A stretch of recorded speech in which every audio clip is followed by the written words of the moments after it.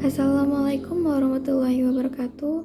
Perkenalkan, nama saya Puji Hasana dengan nomor induk mahasiswa 1811020012 dari Fakultas Adab dan Humaniora, jurusan Sejarah Peradaban Islam, lokal 6 SPIA Ilmu Politik.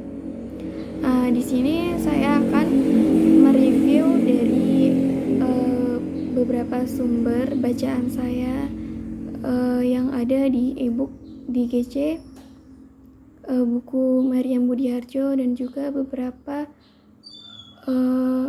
referensi bacaan di Google.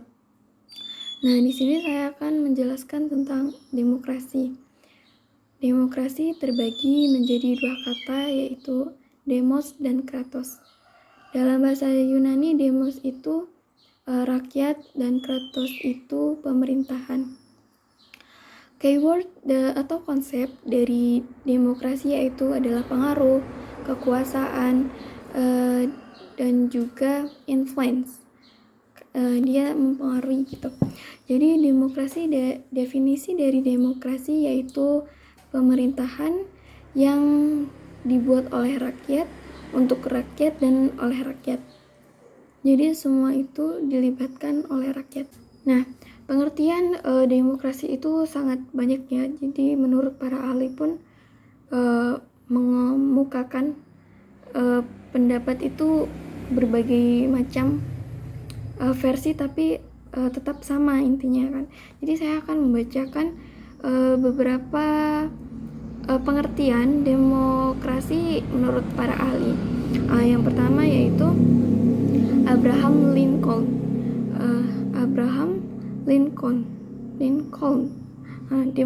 Demokrasi adalah sistem pemerintahan yang diselenggarakan dari rakyat, oleh rakyat, dan untuk rakyat.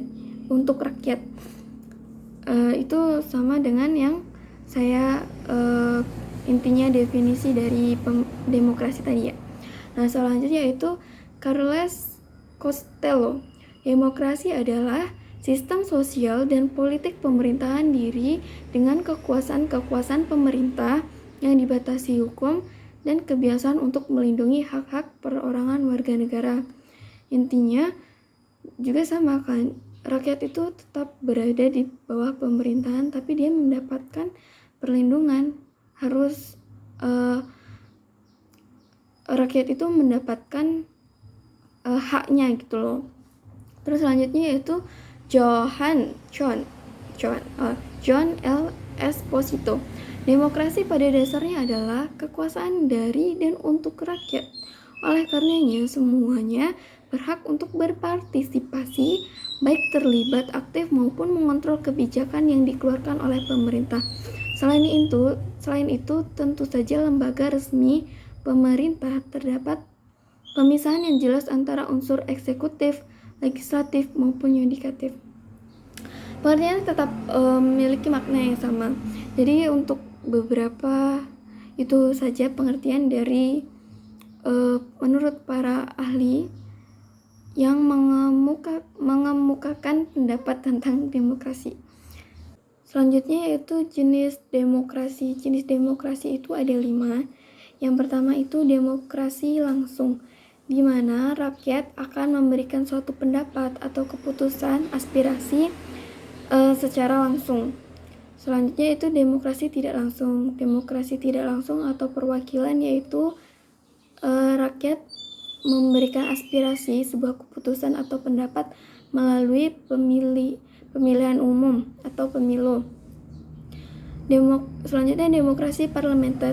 Demokrasi parlementer yaitu suatu keputusan atau kekuatan yang lebih banyak diberikan kepada pihak legislatif.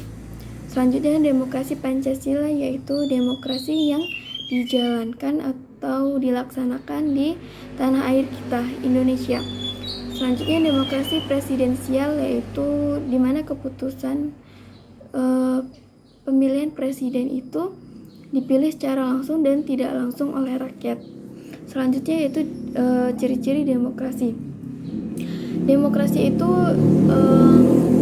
memiliki perwakilan rakyat, Kemudian keputusan berlandaskan aspirasi rakyat, menerapkan ciri konstitusional, menyelenggarakan pemilu, dan terdapat sistem kepartaian.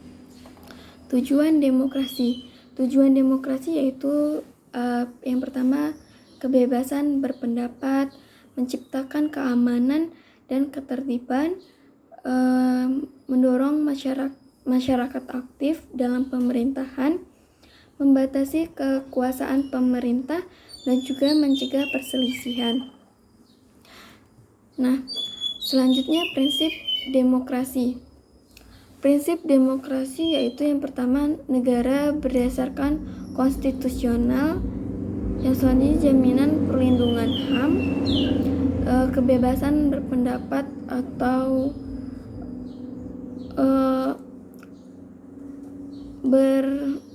berpendapat atau berserikat.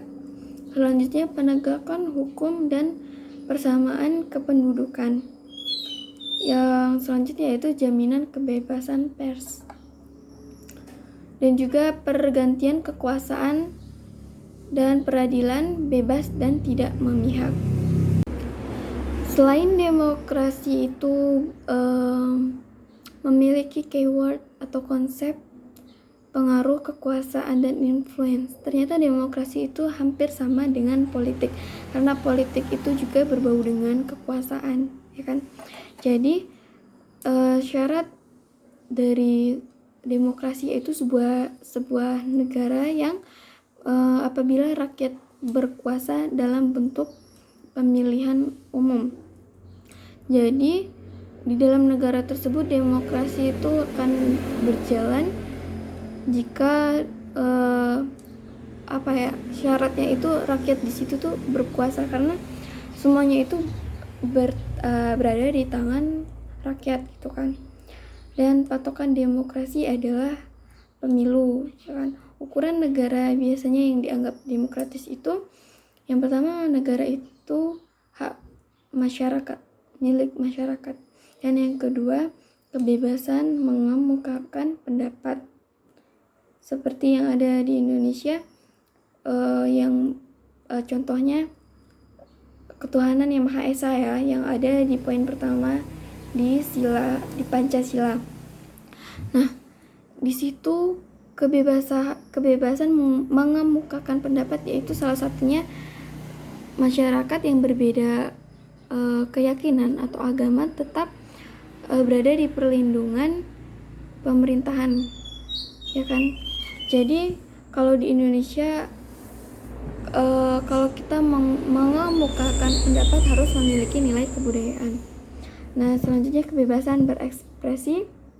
Misalnya jika kita individu memiliki sesuatu atau karya yang sangat, walaupun dapat dilihat dari sisinya itu terdapat ada sisi positif dan negatifnya, tetap kita akan mendapatkan perlindungan atau kebebasan berekspresi karena kita masih di dalam negara tersebut gitu. Rakyat itu harus mendapatkan perlindungan dari pemerintahannya gitu.